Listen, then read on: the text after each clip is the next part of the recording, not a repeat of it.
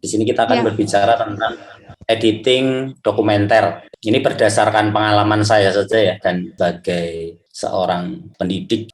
Tapi yang ingin saya tekankan di sini adalah dokumenter itu adalah satu produk tentang creative treatment of actuality. Jadi nggak asal dimunculkan, tapi tetap ada treatment kreatifnya. Jadi ini menurut John Grierson gitu ya. Dia menganggap bahwa ya dokumenter itu sebuah creative treatment of actuality. Jadi suatu yang nyata, suatu yang aktual, mungkin faktual, ditreat secara kreatif. Nah, kemudian kita berbicara tentang editing. Kalau kita berbicara editing itu mungkin Mbak Alin tadi juga sudah menjelaskan bahwa editing itu ada kegiatan memilih, memotong, menyambung gambar. Tapi di sini yang ingin saya tekankan bahwa di dalam dokumenter, terutama di dokumenter yang sering saya kerjakan gitu, proses directing itu baru dilakukan juga di editing gitu. Jadi editing ini bisa menjadi satu second directing. Lalu apa fungsinya editing gitu ya? Fungsinya editing di dalam dokumenter gitu.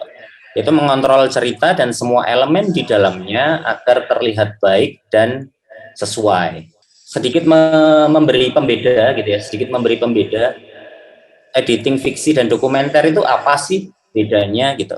Kalau di fiksi kita punya naskah, tapi di dalam dokumenter itu kadang kita syuting tanpa naskah gitu. Tapi kalau di film fiksi kan syuting harus punya naskah dulu. Tapi di dalam dokumenter syuting itu terkadang berangkat hanya dengan treatment. Lalu di proses editing nanti akan muncul yang namanya editing script seperti itu. Nah, kalau di dalam film fiksi shot-shotnya itu pasti gitu, shot-shotnya itu jelas. Tapi kalau di dalam dokumenter shotnya itu bisa banyak sekali. Karena apa? Karena by moment, dan momennya itu mungkin bisa sangat panjang, kameranya tidak berhenti merekam gitu ya. Nah, kalau di dalam film fiksi penekanan pertamanya adalah pada emosi gitu. Emosional penonton itu lebih ditekankan di situ kalau di dalam film fiksi. Tapi kalau di dalam film dokumenter, ketika kita ngedit tentunya kita mencoba untuk memberikan sesuatu bukan secara emosional tapi secara intelektual, secara pengetahuan, kebudayaan itu. Karena ketika kita sebagai penonton gitu ya, sebagai penonton di dalam film fiksi, ya kita penonton duduk sebagai penonton yang ada di dunia film itu gitu. Tapi kalau kita sebagai penonton film dokumenter, kita akan menempatkan diri kita pada sosial masyarakat itu gitu. Sebagai seorang editor dalam film dokumenter, kita juga harus bisa mengidentifikasi ceritanya gitu kan. Mengidentifikasinya dari mana kemudian? Dari treatment yang dibuat oleh sutradara. Apa ini subjeknya atau siapa subjeknya dalam cerita ini? Sehingga editor tahu mau dibawa kemana nih arahnya nanti.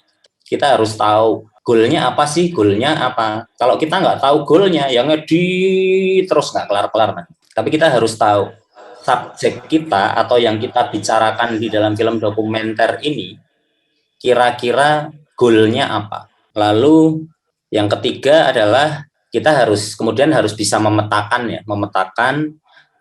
dari hasil syuting itu bagaimana perjalanan subjek ini menuju ke tujuan itu. Mau dibikin berliku, atau mau dibikin lurus-lurus aja, atau mau seperti apa. Tergantung materi yang dipunya. Kita memanfaatkan materi-materi yang kita punya untuk kemudian bisa disusun dengan baik tadi. Kita punya sistem kontrol, karena editing adalah mengontrol cerita dan semua elemen di dalamnya sehingga terlihat baik gitu. Kalau kita berbicara editing, lalu apa sih yang harus dilakukan sebenarnya sebelum kita memulai proses editing? Yang pertama, biasanya selesai syuting itu harus punya logging. Logging itu adalah catatan hasil syuting. Saya kasih contohnya. Sebentar. Ini adalah logging. Di sini ada D02 itu berarti B ya, hari kedua, kart kedua yang B, berarti ada dua kamera di situ yang digunakan. Karena ada B, berarti ada A-nya. Jadi ini di logging. Di logging itu semua shotnya coba di list gitu ya. Lalu shot per shotnya itu harus tercatat. Selanjutnya adalah transkrip. Transkrip itu berarti teman-teman harus mencatat semua percakapan yang terjadi. Nah, apalagi wawancara, itu semua harus dicatat. Fungsinya adalah untuk sutradara bisa membuat atau melihat, kemudian membuat guidance buat editor berupa editing script. Dan editor kan harus melihat semua materi shotnya gitu kan. Nah, itu di situ kemudian sutradara bertanggung jawab kepada editor untuk memberikan guidance, minimal treatment, kalau bisa jadi editing script. Tetapi sebelum bekerja ya, data itu harus di-manage dengan baik ya. Setelah data termanage dengan baik, belum masuk ke proses editing, saya selalu mengkonvert filenya ke file yang lebih ringan untuk proses editing. Nah, setelah kita convert, berarti kita akan melakukan proses editing. Nah, ketika kita melakukan proses editing, kita kan punya editing script, kita punya transkrip dan sebagainya. Tapi kalau ternyata catatan itu tidak ada, ya mau tidak mau kita harus melihat footage-nya satu persatu. Dari situ kita bisa menentukan momen-momen mana saja yang paling menarik.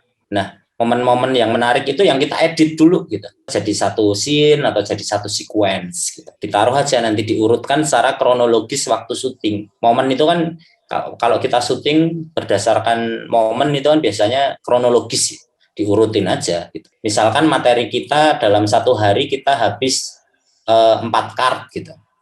Apakah 4 card itu harus diedit semua? Enggak juga gitu.